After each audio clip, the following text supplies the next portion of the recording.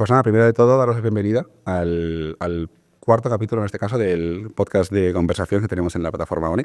Como sabéis, la ONE es el espacio del punto de encuentro del emprendimiento para juntar a personas emprendedoras, para juntar a todo el mundo relacionado al emprendimiento. Y hoy no podemos tener mejores personas emprendedoras que las que tenemos aquí. Así que rápidamente, me gustaría que os presentarais, ¿vale? Vamos a empezar por Blanca, ¿ya? Así rápidamente.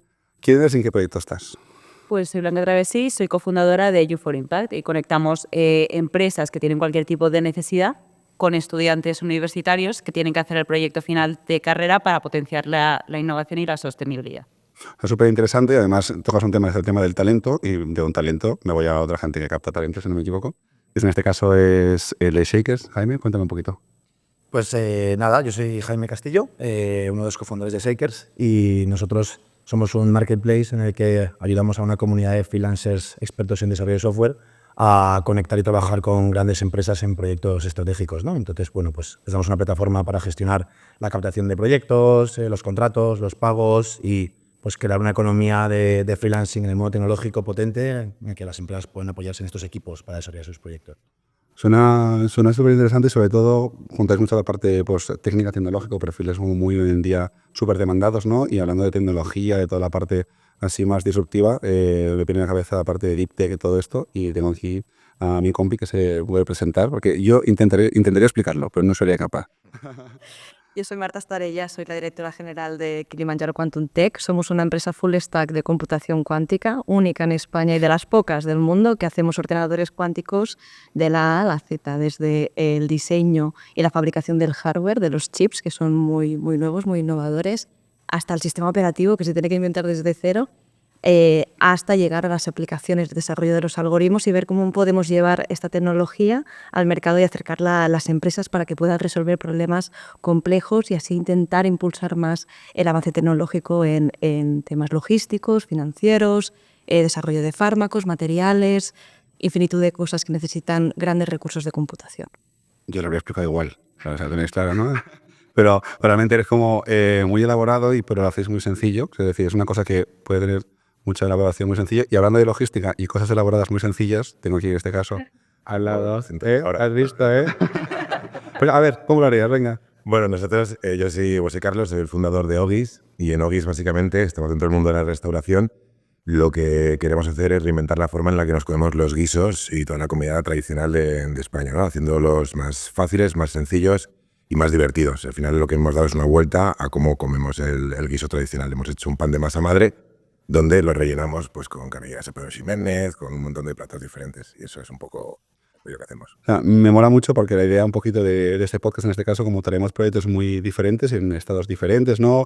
Un poco tocando fases iniciales de talento, fases más tarde, y luego tocamos la logística pues, desde una parte, la logística, pues, ejemplo, la restauración desde otra, ¿no? Y la idea un poco, en este caso, para empezar ya rápidamente con el primer bloque, es que viendo diferentes maneras de emprender y diferentes focos, como todos tenemos retos comunes o problemas comunes que nos tenemos que enfrentar, ¿no?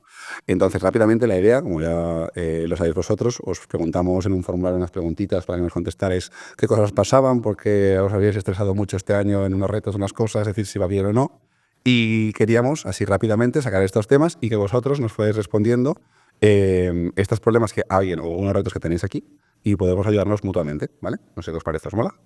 ¿Sí? Pues al rato, venga. Pues nada, un poquito de primera, ¿vale? Tenemos como 4 temas y la primera sería un poco la evangelización del mercado. Un poquito de esa parte donde hemos leído que cuesta mucho evangelizar un mercado con una idea que a lo mejor es bastante disruptiva, cosas que aparecen bastante pronto y eso cuesta porque tienes que poner mucha inversión allí, ¿no? Todos estos temas son algo que hemos visto que en común nos pasa a todos.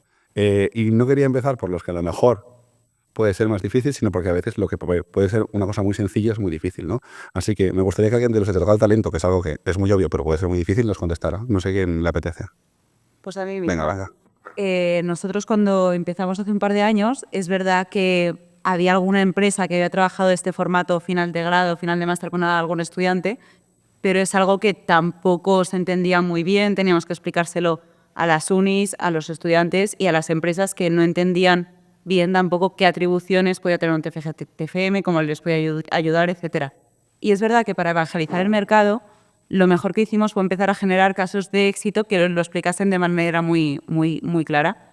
Pues, por ejemplo, cuando hicimos el proyecto de descarbonización de Qualf, nos permitió que Carol Blázquez contara la historia de cómo había colaborado con el estudiante y explicásemos ese recorrido que a las empresas les costaba ver de cómo podían plantear un reto y conectar con estudiantes pues de principio a fin. O sea, claro, al final era un proceso complicado, ¿no? De explicar toda la línea, ¿no? Y entrando en esa parte de decir cómo explicar algo diferente a la persona que tiene que consumir ese producto. Y ya no solo consumirlo, que por ejemplo, en este caso pues sería la persona que trabaja con vosotros para ese trabajo de fin de grado, sino quien va a pagar ese proyecto. ¿Eso cómo lo podéis manejar para que les sea sencillo decir, usted me está atreviendo a algo que no sé cómo por dónde va a ir los tiros, ¿sabes? No sé cómo lo veis, Marta.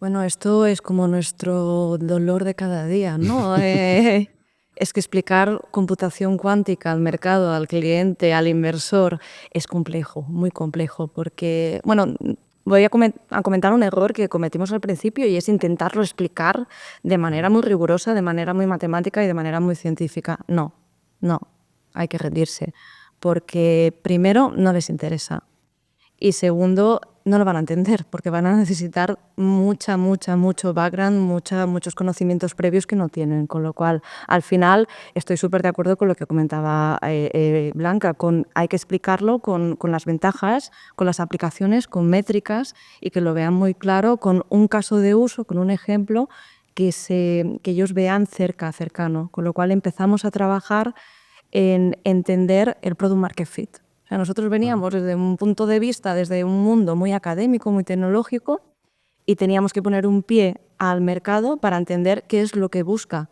el cliente.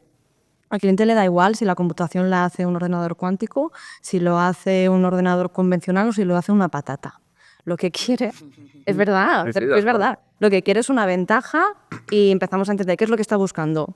Una ventaja de coste, una ventaja de consumo energético, que al final también es una reducción de coste, o una ventaja de tiempo computacional o mejor precisión, que al final es coste. Reducir costes, punto. Y a partir de aquí pues empezamos a hablar con diferentes verticales, con diferentes sectores, para entender cuáles son esos pain points, esas problemáticas que tienen en su día a día y cómo eso se podía trasladar, si se puede, que no siempre se puede, a una solución cuántica. Y empezamos a hacer este match y de ahí empezamos a generar documentación, mensajes, etcétera, que fueran capaces de explicar que el banco o en el sector financiero un ordenador cuántico te va a poder resolver un problema de optimización de portfolios de activos de manera más eficiente que un ordenador convencional. Y al final, caso por caso, ejemplo por ejemplo, pues empezamos a intentar acercarlo al mundo. O sea, le llevas mucho la parte, es una cosa que a mí creo que es un objetivo de la plataforma donde también es tangibilizar, ¿no? Es decir, Exacto. en vez de ponerte y explicar todo, tal, es como, ¿qué te aporta, no? Exacto. O sea, ¿qué te suma, no? Yo entiendo que pues, vosotros lo hacéis mucho con vuestros clientes al final, ¿no? O sea, nos llega. Sí, para nosotros, personalmente a mí es un tema que me interesa mucho, ¿no? El cómo ir al mercado con tu producto y es algo que he estudiado bastante, ¿no? Y creo que ahí es importante un poco tener un poco el marco de referencia de cómo hacer esto, ¿no? Porque muchas veces las startups pensamos que evangelizar o hacer marketing solo por una publicidad con un mensaje muy sencillo y que ahí viene todo, ¿no? Y yo creo que es importante que cualquier emprendedor tenga unos fundamentales buenos de marketing, ¿no? Y es importante para mí, cuando hablamos de marketing y de cómo evangelizar, no solo mirar cómo tú quieres evangelizar tu producto, sino cómo los clientes consumen, ¿no? Que hay como tres fases principales en las que el journey de un consumidor, ¿no? Que es la fase de toma de conciencia de un problema, la fase de considerar o valorar soluciones y la fase de decidir sobre una solución concreta, ¿no? Entonces es importante cuando construimos mensajes o evangelizamos que entendamos que realmente hoy, en este momento, gente preparada para comprar nuestro producto, hay un 3% de nuestro potencial mercado. El resto de las personas se encuentran en fases previas, en fases de descubrir el problema o en fases de descubrir la solución, ¿no? Entonces, cuando construimos un poco nuestra estrategia de comunicación, nuestra estrategia de marketing, yo creo que es como bastante importante ponerse en la piel de ese mercado de consumidores potenciales que tienes y el saber impactar con mensajes diferentes a cada uno de estos consumidores, ¿no? Al final este es el típico funnel, ¿no? Entonces, aquí es clave para mí entender que tenemos que generar contenidos, mensajes y materiales que a la gente que se encuentra en la fase de awareness, que es la mayoría, que es gente que todavía no sabe que tiene el problema, está en fase de descubrir el problema. Entonces a esa gente tenemos que generarle un contenido probablemente, pues en el caso de Marta, algo relacionado con cómo la computación cuántica puede hacer que tu negocio crezca 10x en los próximos 5 años. Ese contenido, alguien que esté en fase de awareness puede decir, coño, ¿esto qué es de computación cuántica? Investigarlo, ¿no? Sin embargo, alguien que ya está pensando en cómo utilizar tecnología cuántica para solucionar un problema de negocio, porque es una empresa que tiene un problema de negocio fuerte, pues como puede ser un Airbus, ¿no? Y que necesita mucha tecnología fuerte para resolver innovaciones, pues entonces le dices, oye, un caso de éxito de cómo compañías del mundo de las telecomunicaciones utilizan la computación cuántica para solucionar sus retos más innovadores. Es un contenido diferente para una persona que se encuentra en una etapa de consumo diferente de ese mismo producto o servicio, ¿no? Entonces aquí, trabajar campañas de contenido de comunicación teniendo en cuenta este funnel, yo creo que es como lo más acertado, ¿no?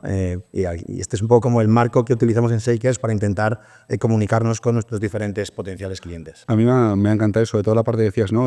¿Quién está preparado? Ese 3%. Y hay un montón de personas que a lo mejor no tienen esa situación como para que le entre el producto y tengo que saber en qué está, ¿no? En qué momento está, cómo le hago llegar esa información, porque tampoco tenemos ese número de veces ilimitado para que pueda ver ese producto. O sea, ¿no? Digamos, o sea, poniendo el caso, por ejemplo, de la comida, ¿no? Del caso de Ogis, no tienes el número de veces ilimitado para que tú en tu Instagram veas eso de 5 o 6 maneras diferentes. Claro, yo lo que estaba justo pensando en todo el tema de evangelizar, que nosotros empezamos, al final nosotros hacíamos una cosa que aparentemente era muy sencilla de vender, ¿no? Hacemos un pan con cosas, digamos, ¿no? Que esto ha existido de toda la vida del Señor y le hemos dado una vuelta, ¿no? Pero y en nuestra cabeza, cuando empezamos a lanzar el producto, pensábamos que iba a ser mucho más fácil de entender, ¿no? Esa curva de aprendizaje del cliente y nuestra curva casi de penetración en el mercado iba a ser mucho más rápida.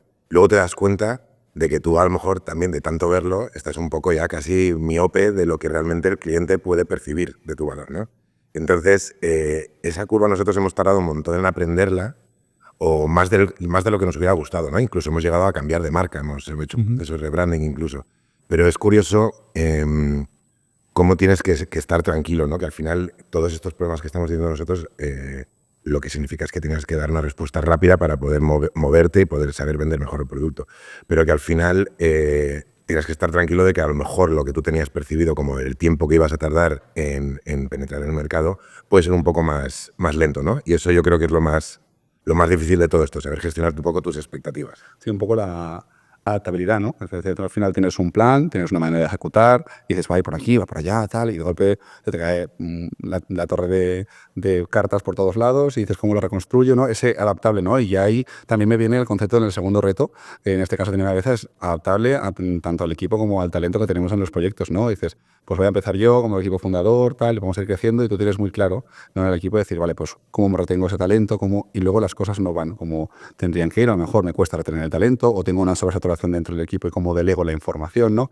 Estos problemas que también tenemos no solo en cómo hacer crecer nuestro proyecto, sino en cómo hacer crecer nuestro equipo, es algo que veo en común en los proyectos. No sé qué opinas, Marta. ¿Cómo hacemos para que el equipo tire hacia adelante como uno quiere que tire hacia adelante?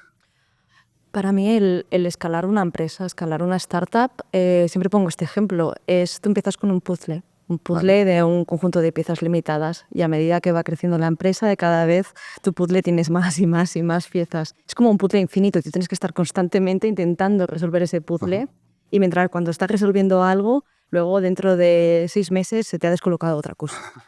Ya no sirve, ¿no? O ya no sirve. Una cosa muy interesante que es el periodo del Product Market Fit. Sí. Y tú tienes una idea en la cabeza de que crees que tu equipo tiene que estar formulado de una forma, que tu propuesta tiene que ir de una forma, y te das cuenta en 3 meses que eso ya no vale. Porque tienes que pivotar. Tienes que pivotar, pero ya no solo tú, que ya también es difícil de narices, sino conseguir que tu equipo también pivote hacia el mismo lado. Sí. Y que además se lo crea, porque eso también les cuesta, ¿no? Entender por qué hay un cambio. Porque una cosa que yo me doy cuenta mucho es que yo y la gente que está normalmente liderando la empresa en toda la parte de negocio, de estrategia, etcétera, está muy expuesta hacia afuera. Pero el equipo no está tan expuesto, con lo cual la comunicación es muy importante para que vean, entiendan las necesidades de cambio y de reestructuración que puede tener la empresa a medida que va creciendo y que el mercado también va evolucionando.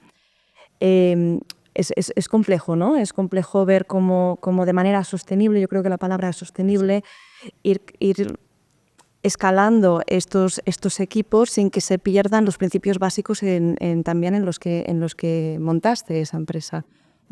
Para mí un principio básico súper importante es, aparte de la idea original que siempre puede pivotar, pero que siempre tiene que haber una visión que permanezca, es la cultura. Yo creo que eso es esencial. Para mí es un ingrediente básico para que una empresa funcione. Es que el equipo esté motivado, que el equipo se sienta cómodo, que el equipo sienta que su entorno y que todo el ecosistema dentro de la empresa encaja con ciertos valores y que hay una congruencia en seguir estos valores. Luego, el proyecto, lo que es la tecnología, puede ir cambiando siempre y cuando se mantenga esa congruencia con esos valores. Para mí eso es muy, muy relevante. O sea, a mí me parece súper interesante y además tenemos la suerte también de contar aquí con 2 proyectos que trabajan como objetivo principal el talento y entiendo que eso lo ejecutáis hacia afuera, pero entiendo que hacia adentro es una cosa que también os afecta y no sé si os afecta diferente en cómo lo enfrentáis o lo enfrentáis igual de cara al cliente que hacia vosotros, por ejemplo. Pues, a ver, nosotros lo enfrentamos de manera muy parecida al cliente que para nosotros. Es decir, nosotros queremos que el talento que trabaje en las empresas, en las startups que conectamos, etcétera, sea el mejor, ¿no? Y nosotros a veces nos hacemos la pregunta de ¿estamos trabajando con el top 1% talento de España que podría estar en You4Impact? La respuesta tiene que ser sí de manera inmediata, ¿no? Y al igual que cambia tu tecnología o tu mercado o el tipo del cliente al que estás apuntando, también cambia el talento de tu empresa. Igual entró, pues nosotros, por ejemplo, mucha de la gente que es el talento principal de You4Impact ha entrado como prácticas con nosotros y se han quedado, les hemos formado, etcétera. Pero igual cuando entraron tenían unas aspiraciones, una manera de ver la empresa, una manera de ver los incentivos que no es la misma que tienen en ahora y por eso también hay que ir renovando lo que ese talento quiere y busca y, bueno, alinear esos incentivos, ¿no? Sí, no alinear los incentivos y también adaptarse, lo decía Carlos, y antes hemos tenido una conversación también con Jaime, que es adaptarte a lo que la persona en este caso quiere en cada momento, ¿no? O sea, la gente va cambiando sus necesidades, sus objetivos a corto plazo y en un mundo como el vuestro, donde los perfiles a lo mejor trabajan unos meses en un proyecto, eso está a la orden del día. Entiendo que también os pasa a vosotros dentro de vuestra startup, en Shakers. Sí, por supuesto. Nosotros, efectivamente, es curioso, es divertido, ¿no? Porque tenemos, por un lado, pues todo nuestro equipo interno que trabaja en nuestra plataforma, luego tenemos toda nuestra comunidad de freelance, que al final, pues, es a los que ayudamos a encontrar proyectos chulos y a que se a crecer y desarrollarse, ¿no? Entonces, bueno, en relación a nuestro algoritmo de matching, que al final es un algoritmo que hace matching entre lo que los clientes buscan y los perfiles que tenemos en nuestra comunidad curados y verificados, ¿no? Ya tenemos un algoritmo que utiliza muchas variables. Una de las cosas que nosotros en Shakers introducimos respecto a este algoritmo de matching bastante diferencial con respecto a otras plataformas de recruiting o recursos humanos es que no solo tenemos variables relacionadas con los hard skills necesarios por las empresas versus conectando con los hard skills nuestro talento, ¿no? Sino que también tenemos test de personalidad, test de intereses en los que también utilizamos, oye, ¿qué le interesa a una persona para poder darle prioridad sobre un proyecto a otro? No es lo mismo que a ti ser un fanático del fútbol y hacer un proyecto de tecnología para el Atlético de Madrid que si te da exactamente igual el real estate, hacer un proyecto de tecnología para una empresa de real estate, ¿no? Probablemente vas a estar mucho más incentivado, mucho más motivado si haces un proyecto de tecnología para el Atlético de Madrid. Pues ese tipo de interés, incluso la parte de la personalidad, de cómo machea tu personalidad con la de la personalidad del equipo del cliente, porque todos sabemos perfectamente que la química en el trabajo es fundamental. Notamos muy bien con quién tenemos más química, porque casi sin hablar, con pocas palabras nos entendemos, estamos alineados y trabajamos muy bien, que con personas con las que quizás no tenemos tanta química por personalidad. Entonces, esta faceta también intentamos medirla, analizarla y que sea una variable del matching que tenemos, ¿no? Entonces, ¿qué buscamos con todo este matching? Pues un poco lo mismo que buscamos con el equipo que tenemos en Shakers, ¿no? Que para mí son 3 grandes cosas las que hacen que funcione bien la relación con el talento y que el talento desempeñe bien un proyecto, ¿no? En mi experiencia he visto 3 grandes cosas.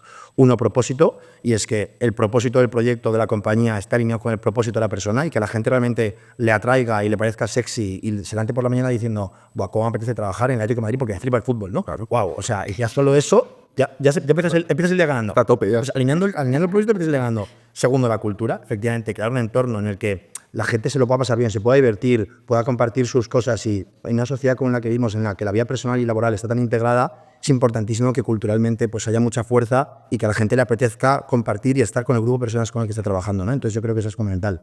Y la tercera y última que ha comentado también Blanca es los incentivos. Para mí los incentivos, y como dice mi socio, el amor mueve el mundo. Entonces, si pones un sistema de incentivos correcto, las personas son buenas y válidas y si hoy van en esa dirección pero necesitan reconvertirse, ir en esa dirección y aprender una nueva skill para adaptarse a lo que la empresa necesita, la gente lo va a hacer si los incentivos adecuados, si está en una cultura correcta y si el propósito de la compañía está en línea con su propósito personal, ¿no? Porque la gente es buena y válida, a la gente le gusta aportar valor, entonces la gente va a estar dispuesta a pivotar contigo, a reconvertirse si estos factores están bien estructurados, ¿no? Entonces, esta visión la tenemos tanto a nivel interno y en Shakers internamente intentamos trabajar de esta manera, pero con nuestra comunidad de freelance y con cómo les ayudamos a encontrar proyectos y matchear y trabajar, también lo aplicamos, ¿no? Entonces es muy interesante porque estamos aplicando estas mismas filosofías del talento, de la gestión del talento, tanto para un equipo interno como para los freelance que trabajan con Shakers, como para los freelance que trabajan para los clientes de Shakers, ¿no? Y es divertido. O sea, me parece brutal, sobre todo la parte de que trabajáis con propios freelancers de Shaker. O sea, tenéis equipo in-house, tenéis un equipo que va, bueno, al final buscáis perfiles para otras empresas y vuestra propia herramienta lo hacéis para vosotros, ¿no? Por supuesto. Los heavy hard users, o sea, no sé, vamos un hipócritas. Eso me parece top, ¿no? Y aquí hay un concepto que hablábamos, porque todo esto de equipo de talento, y hemos hecho para que fuera sostenible ese equipo de talento, y ahí viene el tercer reto que quiero tratar, que es el tema de esa parte de que tenemos que hacer los proyectos sostenibles, pero también hay que hacerles crecer, ¿no? Y hay como una lucha, ¿no? Entre, vale, esto hace que sea sostenible y se va manteniendo, pero tengo que arriesgar para crecer, y si que arriesgo mucho para crecer puedo perder, apalancar, ¿no? Diríamos que es otro reto que siempre tienes como fundadora o fundador encima de la mesa y dices, ¿cómo me enfrento a este problema, ¿no? Por ejemplo, tú, Carlos, hablabas de haces un rebranding, cambias la marca, cómo se pone eso en riesgo, tal. O sea, ese reto de me quedo como estoy y voy creciendo poco a poco, o apuesto y a lo mejor es más o menos sostenible. A ver, es que has tocado ahí, ¿vale? Y ahí hemos abierto muchos temas. O sea, yo creo que hay varias cosas. Uno es, además habéis hablado con proyectos súper diferentes, pero que todos hemos compartido como varios dolores a la hora de empezar. Entonces, para mí imaginaros, ¿no? Yo venía de otro mundo, también del mundo más B2B, y ahora estoy en el super B2C, ¿no? O sea, si algo es restauración, no hay nada más de cara al público, ¿no? Entonces, nosotros hemos cambiado en un año de ubicación y de marca y de formato. En un año, en un año. Y eso al final, pues nos ha generado por dos lados, ¿no? Una, la parte más empresarial, y la otra, la más emocional, ¿no? La emocional, que yo creo que es una cosa que tampoco hablamos demasiado, pero es, ostras, lo estoy haciendo bien. Porque ahora estamos leyendo todo una vez ya hemos solucionado cosas, ¿no? Entonces es muy fácil, es más un libro, ¿no? Que estamos leyendo de ahora ha salido bien, con lo cual lo que ha pasado por el camino ha sido un aprendizaje, no ha sido un fracaso, ¿no? Ha sido un aprendizaje. Pero en el momento estás diciendo, ¿qué narices está pasando aquí, ¿no? Entonces nosotros hemos tenido que cambiar de marca, simplificarlo, intentar explicarlo mucho mejor, algo que pensamos que era sencillo, ¿no? Entonces al final para mí era que mi visión de lo que yo pensaba no es válida, o sí es válida, pero no estoy sabiendo ejecutarla correctamente, ¿no? Entonces, por ahí va una cosa. Y luego la siguiente cosa es la parte financiera, ¿no? Al final, pivotar, en el 90% de los casos, al menos en restauración, pivotar tiene una consecuencia económica, sí o sí. Entonces, nosotros para cambiar de formato tuvimos que cambiar de ubicación, con lo cual tuvimos que hacer una inversión de cambio, ¿no? Para hacer un rebranding tuvimos que hacer una inversión también en la parte creativa, etcétera, ¿no? Entonces, que no está mal cambiar. El único problema que tienes que hacer es saber verlo lo antes posible, porque todo ese tiempo que ahorres es dinero que vas a ahorrar, ¿no? Toda la consecuencia del movimiento va a ser mucho más económica si lo ves cuanto antes, ¿no? Entonces, a nosotros nos ha costado... Bueno, no nos ha costado, yo creo que lo hemos hecho muy bien, pero siempre piensas que me hubiera gustado entender ese error o ese aprendizaje antes, ¿no? Totalmente. Estoy totalmente de acuerdo con lo que comentabas de que hay que tener en cuenta pues todos los gastos, todo lo que viene, toda la parte financiera, tal cual, pero creo que es muy importante tener en cuenta la parte de tu producto y creer mucho en él, ¿no? Y quiero enfocarlo en este caso, en el caso de Shakers, hablábamos de cómo tú estás consiguiendo evaluar una cosa que a veces es muy difícil de evaluar, es intangible, ¿no? O sea, y creo que eso hace que el proyecto, la dificultad de que sea sostenible o crezca, porque no puedes medir ese producto muchas veces. ¿Cómo hacéis esa parte para que sea sostenible y puedas crecer con todas estas variables incontables? Bueno, o sea, crecer de manera sostenible tiene muchas lecturas, ¿no? Una cosa es cuando eres una compañía tecnológica basada en un crecimiento en el que necesitas inversores para apalancarte en el desarrollo de tu software, de tu innovación, y luego generar recurrencia, volumen, y después ya generar un modelo de negocio más sostenible. Y otra cosa es cuando eres una compañía que ya tiene un modelo de negocio probado y que desde el día 1, caso de Carlos, necesitas generar unos flujos de caja y una rentabilidad para financiar el negocio, ¿no? Entonces, ahí la palabra sostenibilidad, dependiendo de la industria, bueno, es luego en el caso de Marta, que ni me imagino, ¿no?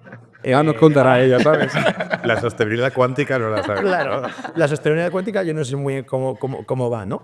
Pero bueno, al final, para mí, en relación a cómo crecer rápido y a la vez que es de manera sostenible, yo creo que para mí ahí, la clave está en tú ponerte un poco la vara de medir, ¿sabes? Oye, pues yo en mi industria, en mi sector y en mi tipo de compañía, lo que voy a buscar es crecer en estas métricas y de esta manera, ¿no? Y entonces tú ahí vas haciéndote tus forecasts y tú sabes a dónde quieres llegar y qué consideras que es un crecimiento sostenible. Entonces tú mismo vas midiendo si estás consiguiendo ese crecimiento o no y vas ajustando las tuercas, ¿no? Como decía Carlos antes, puede que a veces te pongas unos objetivos para considerar que estás creciendo de manera sostenible que a los que no llegues por una serie de variables. Bueno, la clave no es hundirte en el fracaso, sino en reflexionar, oye, ¿qué está pasando y cuáles son las palancas operativas que yo tengo que cambiar o que tengo que tocar para que mi resultado de negocio cambie para conseguir este crecimiento sostenible que estaba planificando, ¿no? Entonces yo creo que ahí el ejercicio de autoimponerte un poco cuáles son tus métricas principales de negocio, cuál es el crecimiento sostenible que tú estás proyectando y ir midiéndolo, eso es ser responsable de medir ese crecimiento y de entenderlo y de analizarlo.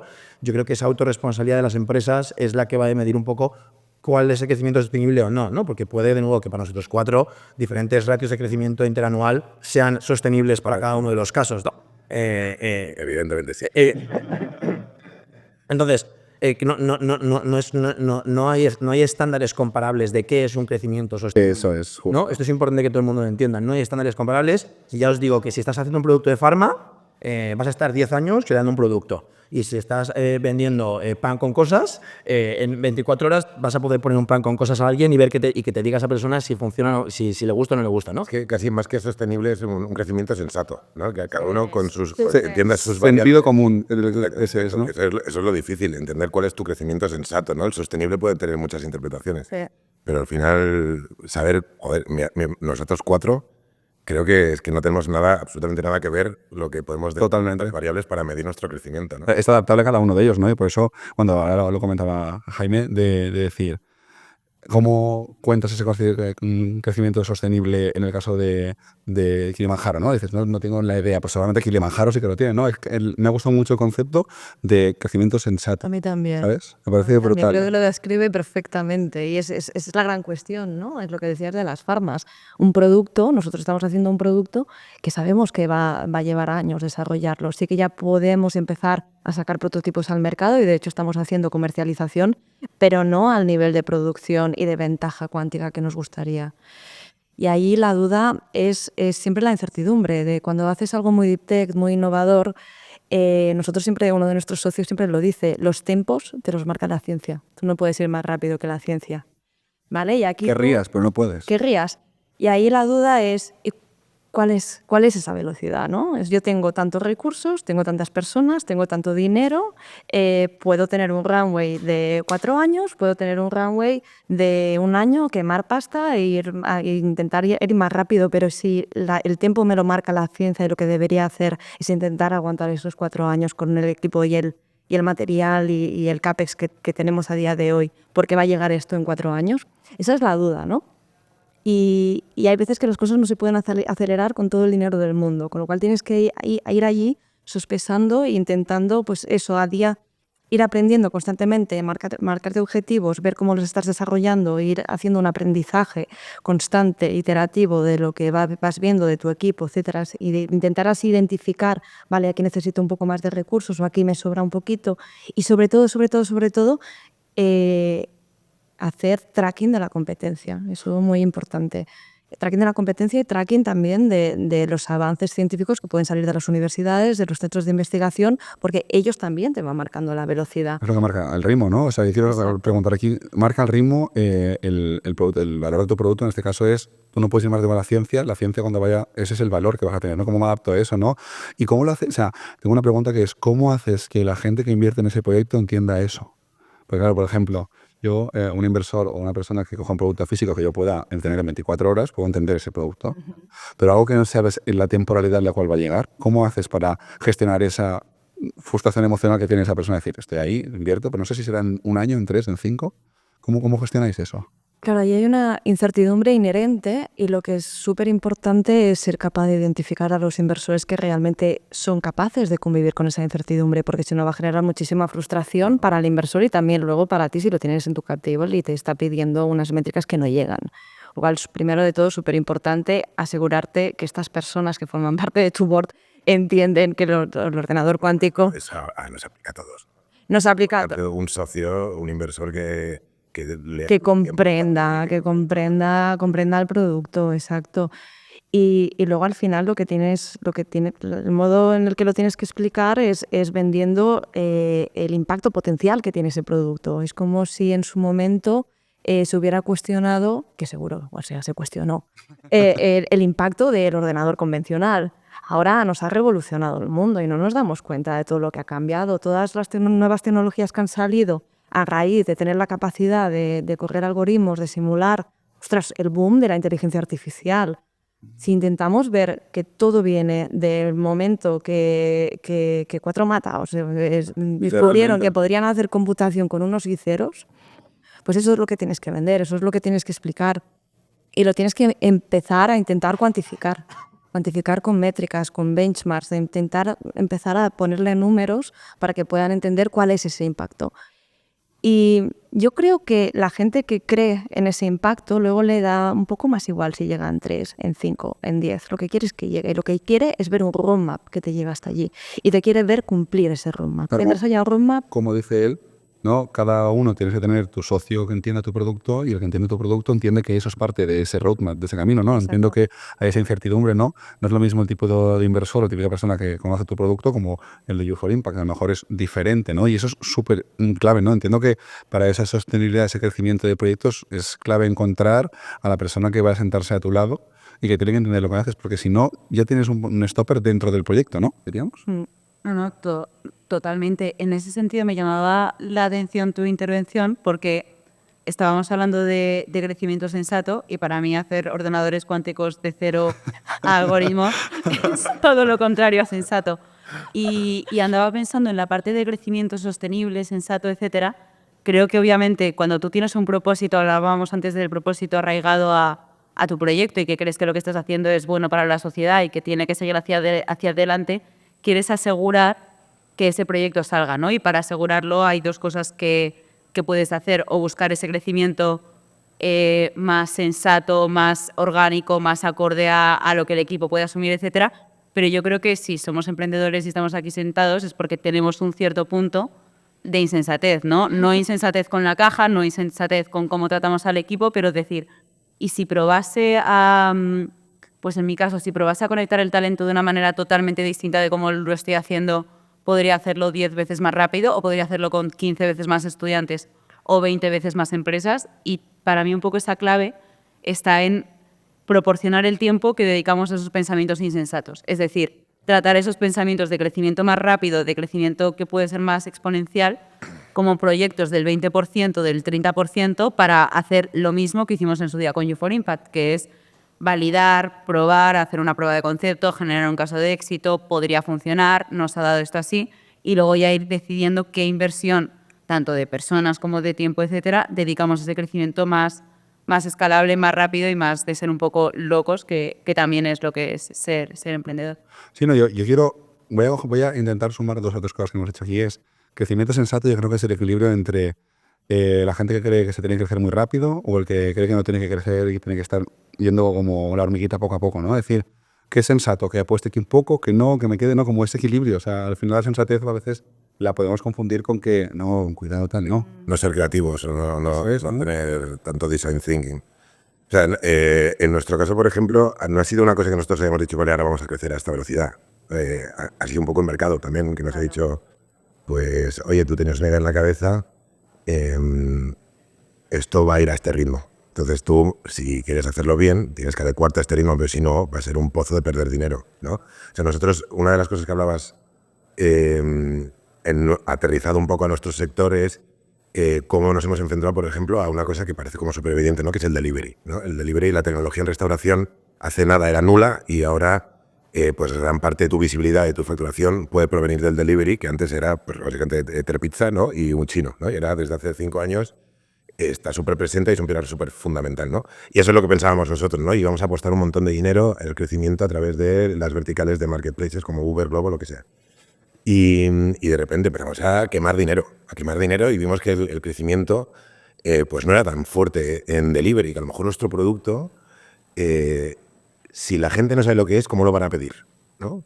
Porque no voy a gastarme mi dinero ahora en posicionarme en marketplaces si la gente no sabe si soy un kebab, una empanada o lo que sea. Si es que eso, o sea, si veréis nuestras valoraciones es la leche, ¿eh? Nos dicen en plan, esto es un kebab, esto es un no sé qué, y ostras, joder, si estamos ahí, ¿cómo me vas a pedir? ¿No? Me imagino el tío, ¿no? El comportamiento del consumidor en Globo empieza a mirar y dice, ¿esto qué es, tío? ¿Esto qué es? No, pues si quiero una empanada, me pido una empanada, pero esto no sé lo que es, ¿no? Entonces dijimos, pues vamos a dejar de quemar dinero, porque al final estamos gastando un montón de dinero en algo que creíamos que era súper importante, que era como es el delivery, tanto en posicionarnos como que luego también te mete una buena comisión un Globo y Uber por estar ahí dentro, ¿no? Entonces dijimos, nos estamos dando contra una pared porque pensamos que tenemos que ser modernos y estar en super delivery y a lo mejor nosotros somos un producto de mercado y somos un producto de tomar en offline y ahí es donde tenemos que meterle la pasta, ¿no?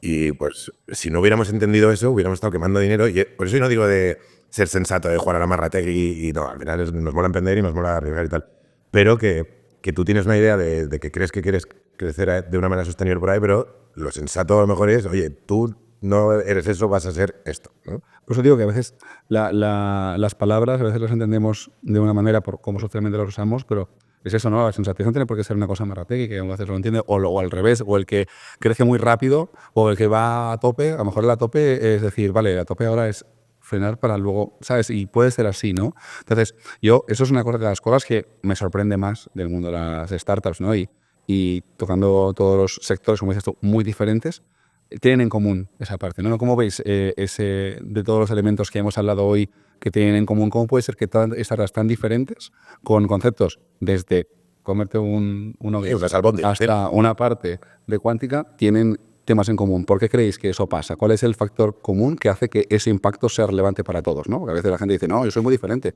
tus cosas no me pueden valer a mí, o al revés. ¿Por qué no es así? ¿Dónde está la raíz de que todos nos encaje todo? Creo que es el riesgo y la incertidumbre de empezar algo de cero. Y hacer algo único. Y eso es lo que nos une aquí a las 4 empresas, yo creo. Sí, no, yo, en mi opinión, como digo yo, ex emprendedor y ahora rodeado de gente muy talentosa, siempre estoy súper contento de estar en este punto, es que nos unen las ganas de crear algo diferencial, ¿no? O sea, de generar un cambio por ejemplo, me pongo en el caso de You4Impact, Impact, pues supongo que hay una vinculación de crear un cambio para que las personas que están en la uni tengan la opción de poder empezar a tocar cosas diferentes de las que nosotros tocamos en su momento, ¿no? Bueno, al final, nosotros, para mí también tiene una parte de propósito bastante grande. Al final, somos el primer país de la Unión Europea en desempleo juvenil. Lo hablaba antes contigo, tenemos universitarios súper preparados, pero no estamos dando en la tecla para que los universitarios se posicionen como se merecen en el mercado, ¿no? Y también entendemos ese punto de vista de las empresas, de que contratar a alguien joven sin experiencia también da miedo a veces cuando eres una startup, lo que hablábamos antes, ¿no? Que tienes poca prueba o no se ha probado lo suficiente ese talento como para arriesgar todo lo que lleva a hacer contratos a personas, ¿no? Al final, la manera en la que nosotros estamos conectando estudiantes permite a las empresas ver cómo cómo ese estudiante trabaja y desarrolla un proyecto de cero al final. Permite evaluar el compromiso, tenemos inicialmente un test de soft skills que también ayudan, y también a una cosa que hablábamos hace unos meses, porque nos dábamos cuenta de que a las áreas operativas de las empresas las ayudábamos un montón, a las áreas de innovación, etcétera, estaban encantadas con nosotros, pero con recursos humanos no teníamos muy claro si era nuestro IPC o si era un agente que casi nos friccionaba a veces los procesos de venta. Pues recursos humanos quiere que su empresa sea conocida en las universidades, quiere darse a conocer, y pues eso nos ha hecho pivotar, pero al final el ir entendiendo y permanentemente conociendo a tu cliente y viendo qué necesitan para poder darle también a recursos humanos un pool de talento cualificado es lo que creo que también compartimos todos, ¿no? Que según vamos avanzando en el camino nos vamos encontrando que nuestro cliente no es solamente el que está en Uber viendo para comprar o el CTO de IBM, sino que nuestros clientes a veces es el CTO de IBM con el CFO de IBM o es la abuela del que está en Uber yendo al mercado de San Antón. Sí, no, totalmente. Y creo que el propósito y entender el foco, y ahora ya para ese bloque final, como para poder concluir todo este conocimiento, como decía Carlos, que al final no estaríamos aquí un montón de tiempo hablando, es como me gustaría, así rápidamente, es cada uno de vosotros, esta conversación, aquí va un ámbito personal, ¿cómo os ha impactado a vosotros de cara a vuestros proyectos? Es decir, ¿no? Porque mi intención es que pues eso, todas las conversaciones entre emprendedores aportan, ¿no? ¿Cómo esta conversación os ha impactado a vosotros y cuál es vuestro próximo granito dentro de vuestra startup, ¿no? Es decir, esto me ha impactado de esta manera y el siguiente paso a nosotros en la startup es llegar hacia allí. No sé qué te parece comenzar por aquí. ¿Qué te ha impactado esta conversación? ¿Qué dices? Buah, esto me lo quedo, no lo había pensado y gracias a la conversación que hemos tenido hoy, pues y eso aplicarlo a tu startup. Y relacionando un poco con el tema anterior, ¿no? De qué nos ayuda a los emprendedores, a mí esta conversación me ha recordado algo que hacía un tiempo que no me aparecía en mi cabeza, ¿no? Y es la valentía. Yo creo que los emprendedores tenemos en común que somos valientes. Somos muy valientes porque, joder, que los emprendedores al final que tenemos una visión del mundo y queremos transformar el mundo con nuestra visión. Pero todo el mundo tiene una visión del mundo, ¿no? Todo el mundo tiene opiniones. O sea, es muy fácil opinar de cosas del mundo, ¿no? Pero es muy difícil hacer algo al respecto y salirte de la rueda de, sí, opino, pero luego yo sigo los flows de la vida y no tomo conciencia ni decisión de decisiones, porque es muy complicado y exige mucha valentía. Decir, oye, yo tengo esta opinión, que al final es una visión del mundo, y voy a llevarla a cabo y voy a transformar el mundo con mi visión y voy a crear algo de cero. Y con el riesgo que eso supone, es una sensación de valentía que viví mucho en Lanzadera, en la época que estuve, que decía, joder, aquí la gente será mejor o peor, me gustará más o menos su visión, estaré más o menos de acuerdo. Pero todo el mundo que está aquí es gente valiente que está dispuesto a su visión, transformar en algo real y meterle toda la energía, todo el sacrificio que ello supone, ¿no? Por lo menos la intención de meterle esa energía y sacrificio, y luego mucha gente se queda por el camino porque es muy difícil, ¿no? Pero ya solo hacerlo e intentarlo, creo que es de valiente. Entonces, a mí que creo que nos une es valentía, que ¿qué me he recordado esto? Pues que somos unos valientes y que estoy muy contento de estar haciendo lo que estoy haciendo y de ver y estar aquí con gente que está haciendo lo que está haciendo, que es crear cosas, construir cosas y lanzarlas al mundo con todo lo que eso implica. No sé, es como la sensación, el feeling que me he quedado hoy, ¿no? Que me deja un poco arriba, la verdad.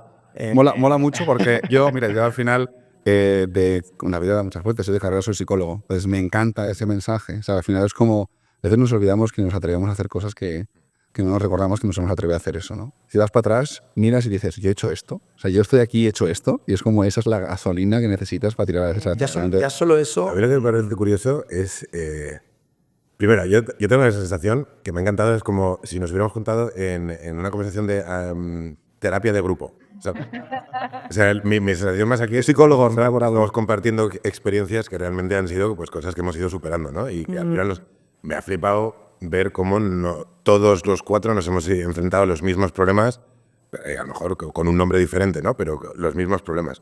Y mola porque al final un emprendedor, yo creo que yo por el camino, aunque tengo socios, me he sentido muy solo. Yo iba a decir lo mismo. Me he sentido súper solo porque al final el querer cambiar las cosas, el ser valiente está muy guay, pero también has de tomar la decisión y puedes hacer millones de cosas. Entonces, muchas veces yo me he sentido muy solo por el camino y el compartir estas experiencias con gente que ha pasado cosas que tienen el mismo sabor, digamos, ¿no? Que serán platos diferentes, pero que tienen los mismos ingredientes, pues joder, ayuda bastante, ¿no? Y dices, ostras, mira, que no estoy solo en todo esto, ¿no? Y que todos estos pains que estamos teniendo todos lo tenemos, que somos valientes, sí, que somos muy no insensatos, ¿no? Pero que tenemos ese punto pícaro de querer hacer las cosas diferentes, pero eso luego, que esto no se habla mucho, tiene cosas también duras, muy difíciles, que hay un síndrome en psicología, ¿no? Que es el síndrome del emprendedor, que es una profunda soledad, porque cuando sale bien, guay, ¿no? Pero por el camino es muy duro. Y entonces a mí me ha molado, ¿no? Como una reunión de emprendedores anónimos, ¿no?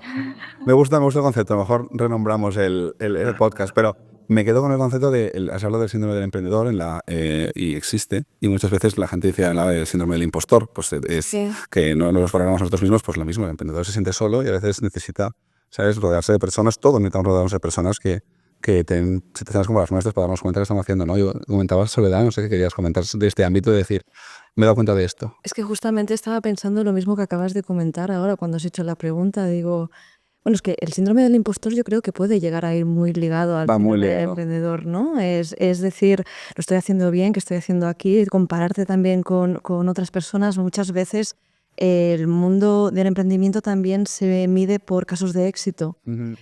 Y no hablamos suficiente de los fracasos, no hablamos lo suficiente de las dificultades. Por eso a mí me encanta encontrarme con gente que está pasando por el mismo proceso, y lo que es más bonito de todo es también que los procesos pueden ser muy distintos. Aquí nuestras empresas no tienen nada que ver una con otra a nivel de producto, a nivel de visión, pero sí que tienen mucho que ver a nivel de camino personal y a nivel de construcción. Y encontrar esos links yo creo que es joder, perdón por insultar. Yo me voy a casa ahora pues con el corazón un poquito más tranquilo, el impostor síndrome y el síndrome del emprendedor un poco más calmadito, porque veo que los problemas que hemos comentado aquí al final son comunes y que los hemos superado seguramente por distintas vías, de distintas formas, pero que no estamos solos. Y eso, combatir esa soledad, para mí es de los procesos más difíciles que he tenido que pasar y que voy a seguir pasando, porque ahora estoy así, pero dentro de medio año va a estar con las mismas. O sea, y creo que justamente el objetivo era este, ¿no? Al final nosotros, o los que estamos aquí, pasas ese síndrome, esa situación y vas tirando hacia adelante. Pues hay gente que está empezando y tiene que entender que eso lo va a pasar, ¿no? No sé qué opinas tú, Blanca, qué es lo que dirías, me ha impactado esta conversación, qué me ha aportado y qué sumarías al ecosistema. Bueno, en ese sentido me siento súper identificada con la parte de valentía. De hecho, yo llevo la palabra coraje aquí tatuada para que no se me olvide que hay que seguir. Pero más que solamente la valentía, que yo lo veo como algo de, vale, pues me atrevo y lo hago, y de repente pasan 6 meses y te ves que estás en los primeros 6 meses de tu startup y miras alrededor como diciendo, ¿qué estoy haciendo aquí? ¿En qué momento ha pasado esto? También es el compromiso, ¿no? O sea, que yo veo ya muchas personas, nos veo a los 4 como renovando el compromiso todos los días, cada vez que habláis de vuestras startups y recordáis por qué lo estáis haciendo o por qué, o cómo estáis construyendo vuestra comunidad o cómo estáis trabajando, también se renueva ese compromiso que a veces es necesario, ¿no? Es como para mí el compromiso es como una batería que hay que ir recargando y recordándote permanentemente. ¿Por qué? Porque si no, a veces, o el por qué o el para qué, pero a veces pensarías que el camino no merece la pena si no piensas en para qué estoy aquí, para qué estoy haciéndolo. Para mí es ese propósito. Me ha gustado mucho ya, como para cerrar, es para qué estoy aquí, para qué estoy haciendo lo que estoy haciendo, ¿no? A veces hablábamos de vivir el flow, de ir haciendo tal cual. Pensemos para qué estamos, y los emprendedores y las emprendedoras es como, hacemos esto para generar un cambio, para generar un modelo de negocio, para avanzar, ¿no? Y un poco el objetivo del podcast de hoy es llegar al punto de que las emprendedoras y los emprendedores que vean esto entiendan que siempre hay un objetivo y que ese sentimiento de soledad, dentro con la valentía, juntando con otros emprendedores y otros emprendedores, pues tiras hacia adelante, ¿no? Así que, primero de todo, daros las gracias a todos. Yo, como el que disfruto más de estos podcasts, soy yo, porque estoy aquí escuchando a grandes talentos. Y nada, por hoy tenemos esto en conversaciones. Estaros atentos a los próximos podcasts. Y nada, mirada de startups, en este caso, Ogis, You4Impact, Kilimanjaro y Shakers. Muchas gracias y hasta la próxima. Gracias. Gracias.